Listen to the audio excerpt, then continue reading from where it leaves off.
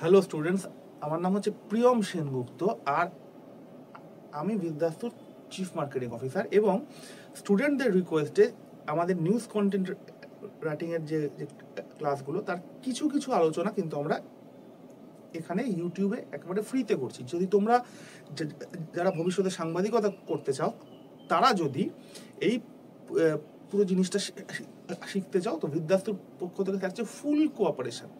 আমরা এর আগে চ্যাম্পিয়ন্স ট্রফি নিয়ে দুটো ভিডিও বানিয়েছি, যে চ্যাম্পিয়ন্স ট্রফিকে কেন্দ্র করে কিভাবে আমরা নতুন স্টোরি ভাবতে পারি। তো আজকের যে থার্ড স্টোরি আইডিয়েশন, সেটা হচ্ছে রোহিত শর্মাকে নিয়ে। অবভিয়াসলি আমাদের দেশ ইন্ডিয়া, আমরা চ্যাম্পিয়ন্স ট্রফিতে চ্যাম্পিয়ন হয়েছি, যাকে বলে champions of the champion of the champions. তো ডেফিনেটলি সেই টিমের ক্যাপ্টেনকে নিয়ে তো একটা স্টোরি তো করতেই হয়। এই বিষয়ে আমার ব্লগে আমি বিস্তারিত লিখেছি, এই ভিডিও তো আমি বলবো যে দেখো কি হয়, যে কোনো নিউজে বা যে কোনো ঘটনায়, যে কোনো মানে ইনসিডেন্টে আমাদের একটা লোকাল কানেক্ট থাকতে হয়। তো আমরা এখানে আজকে রোহিত শর্মাকে নিয়ে আমরা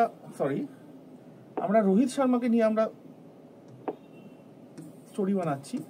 তো এইখানে আজকের স্টোরিটা হচ্ছে কি করে রোহিত শর্মার এই সাকসেসের পেছনে সৌরভ গাঙ্গুলি কানেক্টেড। ঠিক আছে, কি করে সৌরভ গাঙ্গুলি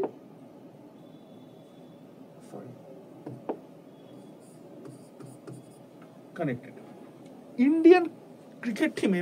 মজাটা হচ্ছে ইন্ডিয়ান ক্রিকেট টিমের ক্যাপ্টেন নির্বাচন হওয়াটা, মানে ক্যাপ্টেন হিসেবে নির্বাচিত মানে হওয়াটা কিন্তু একটা কাঁটার মুকুট। সম্মান যেমন আছে, স্বীকৃতি যেমন আছে, তেমনি প্রচুর ঝামেলাও আছে, প্রচুর দায়িত্বও আছে। আমি গল্পটা একটু পরের দিক থেকে শুরু করি। তোমরা সকলে মোহাম্মদ আজহারউদ্দিনের নাম শুনেছো। ভারতীয় ক্রিকেটে যখন ঘোর টালমাটাল, প্রাক্তন বিসিসিআই কর্তা রাজ সিং দুঙ্গারপুর কোনো এক বিষণ্ণ বিকেলে একটি স্টেডিয়ামের গ্যালারিতে বসে আজহারকে জিজ্ঞাসা করেছিলেন, মিয়া ক্যাপ্টেন বানাবে? আজহার হ্যাঁ বলেছিলেন। কিন্তু রোহিত শর্মার ক্ষেত্রে কিন্তু বিষয়টা সেরকমটা ছিল না। সময়টা খেয়াল করো, 2021। আমি আগেই বলে রাখছি, আমি সাল তারিখের ব্যাপারে একটু কাঁচা, আমার যতদূর মনে পড়ছে 2021। তার আগে রোহিত শর্মা ছুটকো সার্কা ক্যাপ্টেনশিপ করেছেন বটে, কিন্তু রেগুলার ক্যাপ্টেন হননি। বিরাট কোহলির নেতৃত্বে একের পর এক ম্যাচ এবং টুর্নামেন্ট ভারত হারছে, এবং খুব একটা প্রসন্ন নয় টিম ম্যানেজমেন্ট বিরাট কোহলির ক্যাপ্টেন্সি নিয়ে। ব্যাটিং নিয়ে কিছু বলার জায়গা নেই। ঠিক সেই সময় কে ক্যাপ্টেন হবে এই প্রশ্নটা উঠে আসছে। বিরাট কোহলিকে সরিয়ে দেওয়া হয়েছে। প্রকাশ্যে তো কেউ কিছু বলে না, কিন্তু তলায় তলায় একটা প্রচন্ড বিভাজন হয়ে গেছে, যে একদল বিরাটকে ক্যাপ্টেন চাইছে, একদল বিরাটকে ক্যাপ্টেন চাইছে না। ঠিক সেই সময় বার্তা গেল রোহিত শর্মার কাছে। রোহিত শর্মাকে প্রশ্ন করা হলো, তুমি ক্যাপ্টেন হও। রোহিত শর্মা বললেন, না, আমি এই কাঁটার মুকুট মাথায় নেব না। তখন দায়িত্ব বলল সৌরভ গাঙ্গুলির উপরে। সৌরভ গাঙ্গুলি আবার ওই রাজ সিং দুঙ্গারপুরের মতো মানে অতটা নরমপন্থী নন। তিনি যেটা চান তিনি সেটা মানে করে ছাড়েন, এবং প্রবাবলি ম্যান ম্যানেজমেন্টের দিক থেকে ভারতীয় ক্রিকেট অ্যাডমিনিস্ট্রেশনে সর্বকালের সর্বশ্রেষ্ঠ ব্যক্তিটির নাম হচ্ছে সৌরভ গাঙ্গুলি। সৌরভ গাঙ্গুলি অত নরম সরম ভাবে খেলেন না। তিনি রোহিত শর্মাকে বললেন যে ক্যাপ্টেন হও। তো রোহিত শর্মা বললেন, না দাদি, আমাকে মানে সৌরভকে টিমের অন্তরে দাদি বলে ডাকা হয়, দাদার অপভ্রংশ, না দাদি আমি ক্যাপ্টেন হব না। সৌরভ কি করলেন? সৌরভ বললেন যে দেখো, তোমার নাম আমি ক্যাপ্টেন হিসেবে ঘোষণা করে দেবো, এরপর যদি তুমি ব্যাকআউট করো লোকে তোমাকে ভীতু বলবে, করেই দেখো না। তখন একটু নিমরাজি হওয়ার মতো করে রোহিত শর্মা রাজি হলেন। তারপরে কি হলো সেটা তো ইতিহাস।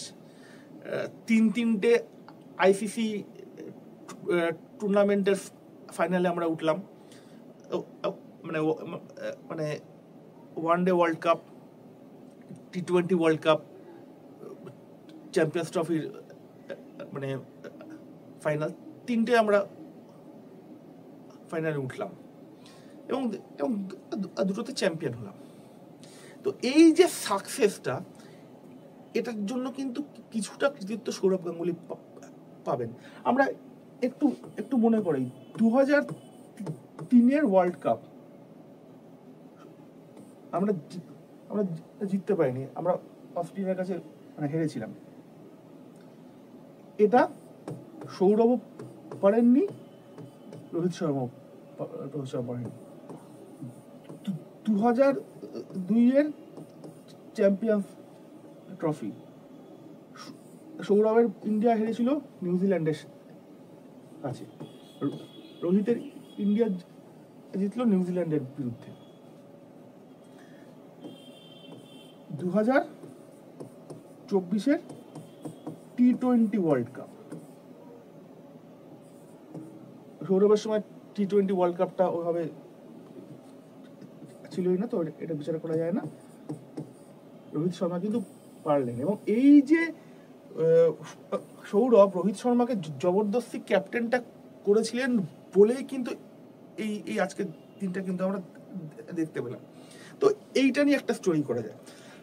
এইবার খুব স্বাভাবিকভাবে একটা প্রশ্ন উঠে আসবে যে রোহিত শর্মা যে টিমটা পাচ্ছেন, সৌরভ গাঙ্গুলি কি সেই টিমটা পেয়েছিলেন? না, পাননি। সেখানে ঠেকা দেওয়ার জন্য রাহুল দ্রাবিড়কে দিয়ে কিপিং করানো হয়েছিল। রাহুল দ্রাবিড় তো বিশেষজ্ঞ কিপার তো নন, রাহুল দ্রাবিড়কে বাদই দিয়ে দেওয়া হচ্ছিল সেই ওয়ার্ল্ড কাপের টিম থেকে। সৌরভ বলেছিলেন যে না, রাহুলকে টিমে রাখবো, দরকার হলে ওকে দিয়ে কিপিং করাবো। কিপিং, ব্যাটিং, এই দুটো ভার যোগ করলে তো মানে রাহুল দ্রাবিড়কে তো বাদ দেওয়ার তো জায়গা নেই।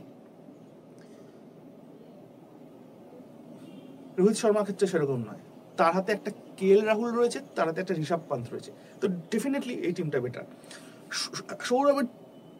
সৌরভের টিমটা মনে করে দেখুন, জাভাগল শ্রীনাথ,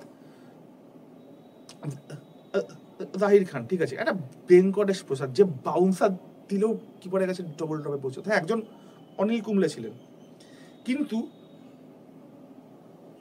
রোহিত শর্মা হাতে বিকল্পগুলো দেখুন।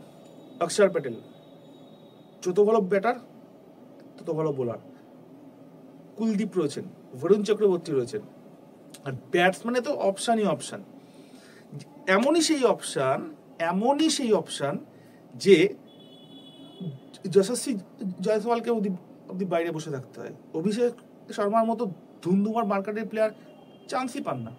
সূর্যকুমার যাদব টি20 টিমের ক্যাপ্টেন হয়ে মানে ওয়ানডে টিমে ঢুকতে পারেন না। তো আমাদের হাতে টিমটা কিন্তু অনেক স্ট্রং। সৌরভ যে টিমটা যেটা পেয়েছিলেন তার তুলনায় কিন্তু আমাদের এই টিমটা মানে রোহিত শর্মার টিমটা অনেক স্ট্রং। এখানে একটা বিচার হতে পারে। তো এইগুলো সবকটা মিলিয়ে রোহিত সৌরভ দুজনের স্টোরিটা মিক্স আপ করে একটা কিন্তু স্টোরি করা যায়। এই দুজনের মধ্যে মিলটা কোথায়? দুজনেই নিজের টিমকে ওয়ার্ল্ড কাপের ফাইনালে হারতে দেখেছেন। 2003 সৌরভ হারতে দেখেছেন, আর অস্ট্রেলিয়ার এগেস্টে তো মানে ওয়ানডে ওয়ার্ল্ড কাপে রোহিত শর্মা হারতে দেখেছেন। এই কন্টেন্টটা বানালে আমি এটা আমার নিজের ব্লগে লিখেছি, তো আমি রেগুলার ক্ষেত্রে আমি ব্লগ লিখে দেখি, তোমরা চাইলে ফলো করতেই পারো।